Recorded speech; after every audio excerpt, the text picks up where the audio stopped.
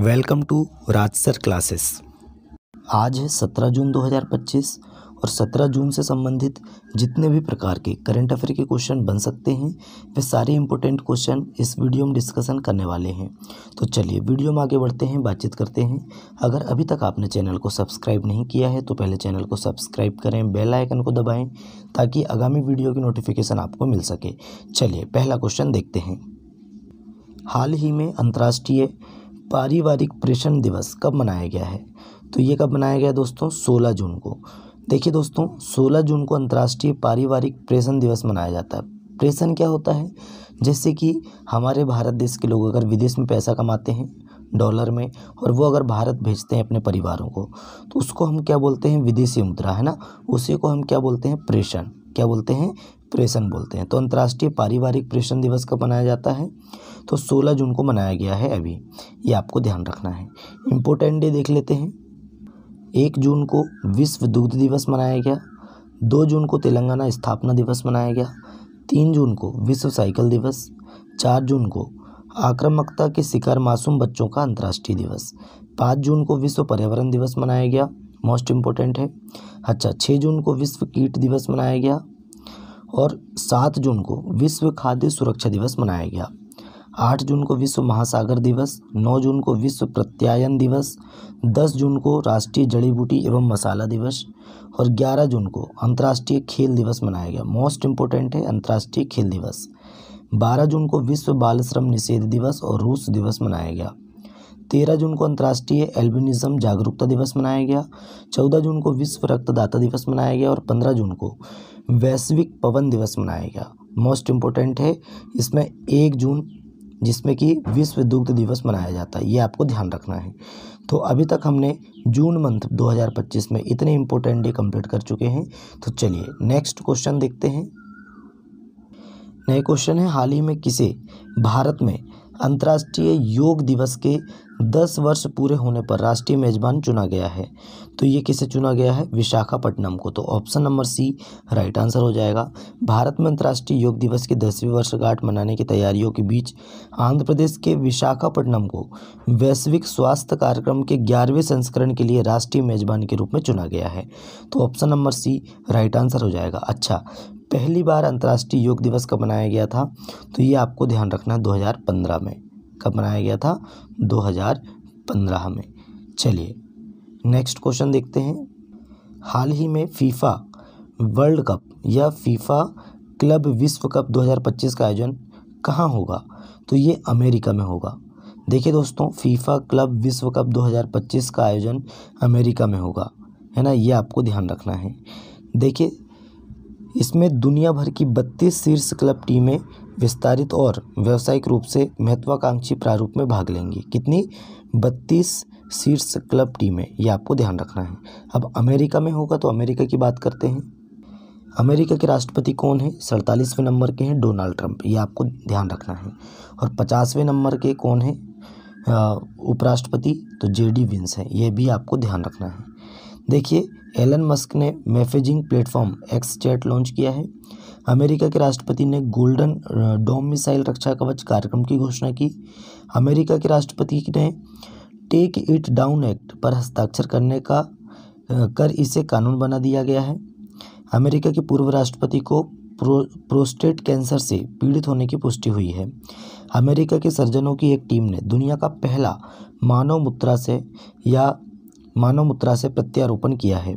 America ने भारत को hoc आई 360 तकनीक की बिक्री को मंजूरी दी। अमेरिका के न्यूयॉर्क में डॉक्टर BR अम्बेडकर दिवस की घोषणा की गई। कहाँ पे? न्यूयॉर्क में डॉक्टर BR अम्बेडकर के दिवस की घोषणा की गई है। अमेरिका लगातार चौथे साल भारत का सबसे बड़ा व्यापारिक साझेदार बना है। तो ये आपको ध्यान रखना है अमेरिका के फैक्ट। नए क्वेश्चन है, हाल ही में ब्रिटेन की खुफिया एजेंसी MI6 ने पहली महिला प्रमुख किसे नियुक्त किया है? तो ये ब्लेंस मैट्रेवेली, है ना। Option number C right answer हो जाएगा। ये हैं ब्लेंस मैट्रेवेली और इन्हीं को ब्रिटेन की खुफिया एजेंसी MI6 ने पहली महिला प्रमुख नियुक्त किया है। तो option number C right answer हो जाएगा, ब्लेंस मैट्रेवेली। अब कुछ नियुक्तियां देखते हैं। नए क्वेश्चन है, हाल ही में ग्रीष्मकालीन कार्निवाल 2025 का समापन किस केंद्र शासित प्रदेश में हुआ? तो ये लद्दाख में हुआ। तो option number B right answer हो जाएगा लद्दाख। लद्दाख में ग्रीष्मकालीन कार्निवाल 2025 का समापन किया गया है। अब लद्दाख की बात करें, लद्दाख के लेफ्टिनेंट गवर्नर कौन है? तो ब्रिगेडियर बी.डी. मिश्रा हैं। ये है ब्रिगेडियर बी.डी. मिश्रा, ये आपको ध्यान रखना है। ये पहले अरुणाचल प्रदेश के राज्यपाल थे। खुबानी उत्सव 2025 का आयोजन लद्दाख में किया गया। बटालिक क्रिकेट लीग 2025 का आयोजन लद्दाख में किया गया। माथु नांगरांग के नाम से जाना जाने वाला वार्षिक मठवासी उत्सव लद्दाख में शुरू हुआ। खेलो इंडिया विंटर गेम्स 2025 लद्दाख में शुरू हुए। और विश्व का पहला हाई एल्टीट्यूड वाला पैरा स्पोर्ट्स सेंटर ये लेह में स्थापित किया जाएगा लद्दाख के। लद्दाख में वार्षिक सुब्रला महोत्सव मनाया गया और मोदी सरकार ने लद्दाख में 5 नए जिले बनाने की घोषणा की है। और गृह मंत्री जी ने इसके मुताबिक कौन कौन से जिले बनाने की घोषणा की है? तो 5 नए जिले हैं, जास्कर, द्रास, शाम, नुब्रा और चांगथांग। ये 5 नए जिले बनाए जाएंगे लद्दाख में। नेक्स्ट क्वेश्चन है, हाल ही में मेटा ने किसे भारत का नया मैनेजिंग डायरेक्टर बनाया है? तो भारत का नया एमडी मेटा ने किसे बनाया है? तो राइट आंसर बताएंगे Arun Srinivas. Option number A right answer हो जाएगा। अरुण श्रीनिवास जी को 1 जुलाई 2025 से प्रभावी रूप से अपना नया प्रबंध निदेशक और भारत का प्रमुख नियुक्त किया गया है मेटा के द्वारा। तो option number A right answer हो जाएगा अरुण श्रीनिवास। ये हैं अरुण श्रीनिवास जी। बात करते हैं कुछ नियुक्तियों की। तो एनएस संजय गौड़ा ने गुजरात हाईकोर्ट के न्यायाधीश के रूप में शपथ ली। राजीव घई को उप सेना प्रमुख रणनीति में नियुक्त किया गया। मनीषा पांडे भारत की पहली महिला राज्यपाल की सहायक उपायुक्त बनी है। इसको हम एडी कैंप बोलते हैं। और सतपाल माफ़ी चाहते हैं, ये बार बार आ रहा है। आर दुराईस्वामी है ना, आर दुराईस्वामी LIC के अंतरिम CEO LIC के CEO एवं MD बन चुके हैं। ये अंतरिम कौन थे? सतपाल भानु थे। चलिए, यशस्वी सोलंकी को भारतीय महिला की पहली महिला एडी कैंप नियुक्त किया गया है ना। मतलब कि यशस्वी सोलंकी जी को भारतीय जो राष्ट्रपति हैं हमारी श्रीमती द्रौपदी मुर्मू जी, उनकी सहायिका मतलब सहायक उपायुक्त बनी है। कौन? यशस्वी सोलंकी। शैलेश सी मेहता को फर्टिलाइजर एसोसिएशन ऑफ इंडिया का नया अध्यक्ष चुना गया है। और टी रविशंकर को 16वें वित्त आयोग का पार्ट टाइम सदस्य नियुक्त किया गया। अश्विनी लोहानी को प्रधानमंत्री संग्रहालय एवं पुस्तकालय का निदेशक नियुक्त किया गया। इतना फैक्ट आपको नियुक्ति के बारे में ध्यान रखना है। नेक्स्ट क्वेश्चन है, हाल ही में किस राज्य सरकार ने सरकारी स्कूलों में शिक्षण बुनियादी ढांचे और परिणामों को बेहतर बनाने के लिए NGOs के साथ समझौता किया है? तो ये तेलंगाना राज्य सरकार ने किया। तो option number B right answer हो जाएगा तेलंगाना। अब तेलंगाना के बारे में बात करते हैं। तेलंगाना की कैपिटल क्या है दोस्तों? हैदराबाद। क्या है? हैदराबाद। CM है रेवंत रेड्डी और गवर्नर हैं जिष्णु देव वर्मा। तेलंगाना में कवल अमरावती टाइगर रिजर्व है, कासू ब्रह्मानंद रेड्डी, महावीर हरिना वनस्थली और मृगावणी नेशनल पार्क है। इतना आपको तेलंगाना के बारे में ध्यान रखना है। दक्षिण भारत के राज्य तेलंगाना ने विश्व स्तरीय इको टाउन विकसित करने की घोषणा की। तेलंगाना के कुमराम भीम को नया बाघ संरक्षण रिजर्व घोषित किया गया। किसे? कुमराम भीम। तेलंगाना का नया बाघ संरक्षण रिजर्व घोषित किया गया। तेलंगाना सरकार ने दिव्यांग दंपति को विवाह के लिए 1 लाख रुपए की प्रोत्साहन राशि देने की घोषणा की है। तेलंगाना के मुख्यमंत्री ने इंदिरा सौर गिरी जला विकासम योजना को लॉन्च किया। अभिजीत बनर्जी तेलंगाना राइजिंग के विजन बोर्ड में शामिल हुए। 12 दिवसीय सरस्वती पुष्करलू कुंभ तेलंगाना में शुरू हुआ। अच्छा, गोल्ड सिक्का द्वारा भारत के पहले सोना पिघलाने वाले ATM का अनावरण हैदराबाद में किया गया। तेलंगाना में T-Shield साइबर सुरक्षा लैब का उद्घाटन किया गया। इतना फैक्ट आपको तेलंगाना के बारे में ध्यान रखना है। नए क्वेश्चन है, हाल ही में किसने द स्टार्स लाइट द वे नामक उपन्यास लिखा है? तो ये किसने लिखा है? तो राइट आंसर बताएंगे दोस्तों। देखिए, सुचेता राज खन्ना। तो option number C right answer हो जाएगा। सुचेता राज खन्ना का उपन्यास है the stars light the way. ये उपन्यास किसके द्वारा लिखा गया है? तो सुचेता राज खन्ना जी के द्वारा लिखा गया है। चलिए कुछ बुक के बारे में बात करते हैं, उपन्यास के बारे में बात करते हैं। आदित्य सी अग्रवाल ने मोदीज नीति शास्त्र द वर्ल्ड्स हिज ओएस्टर्स नामक पुस्तक लिखी। ऑड्रे ट्रूस्के, देखिए ऑड्रे ट्रूस्के ने इंडिया 5000 ईयर्स ऑफ हिस्ट्री नामक पुस्तक लिखी। बंडारू दत्तात्रेय की तेलुगु में लिखी आत्मकथा प्रजाला काथे ना आत्मकथा का विमोचन किया गया। स्नेह भार्गव के द्वारा the woman who ran AIIMS the memories of a medical pioneer नामक किताब लिखी गई। किसके द्वारा? स्नेह भार्गव के द्वारा। The dairy of a cricketers wife, है ना, the diary of a cricketers wife नामक संस्करण या संस्मरण पूजा आरा ने लिखा है।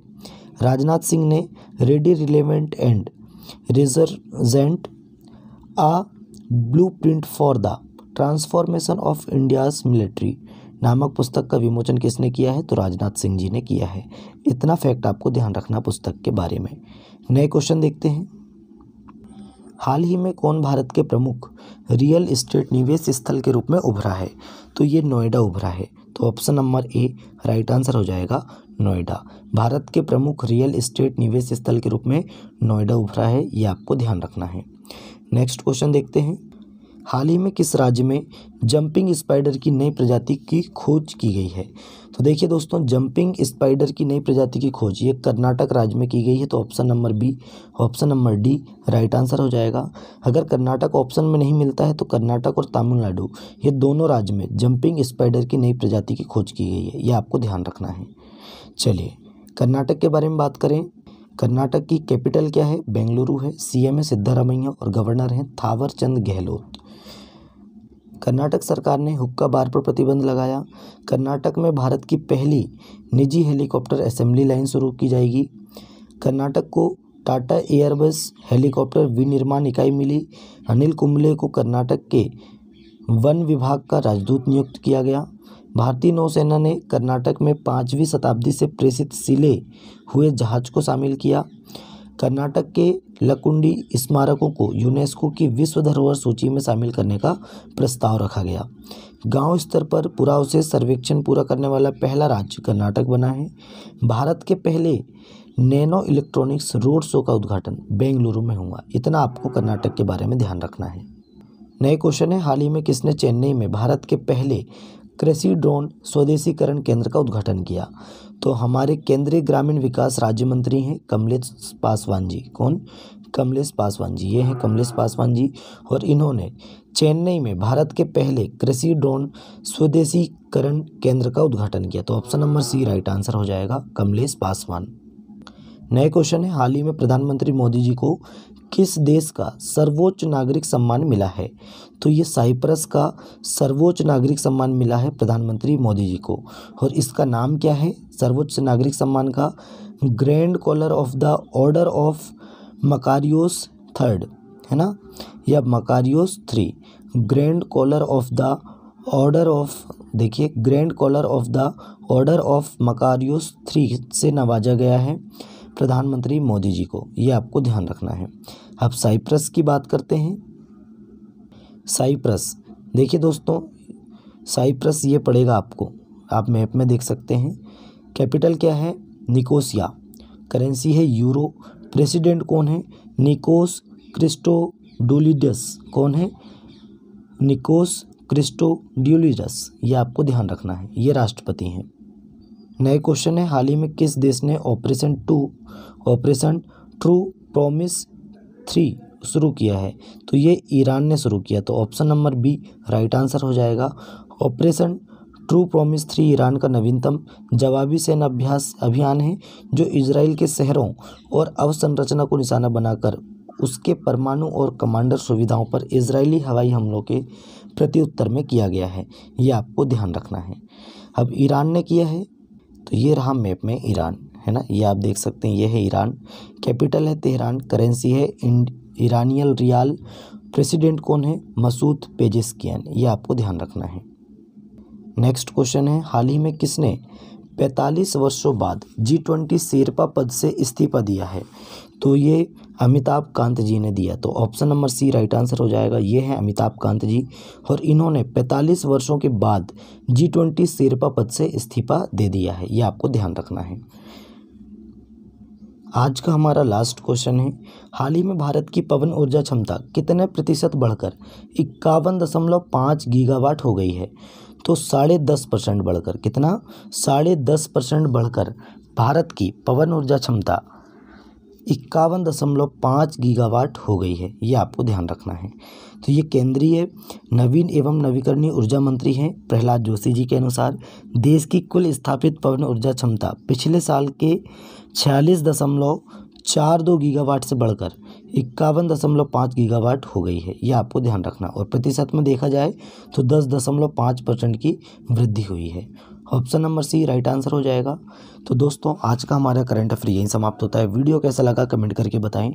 अपने दोस्तों में ज़्यादा से ज़्यादा वीडियो को शेयर करें, लाइक करें और चैनल को सब्सक्राइब करें। चलिए मिलते हैं तब तक के लिए नए वीडियो में। जय हिंद, जय भारत।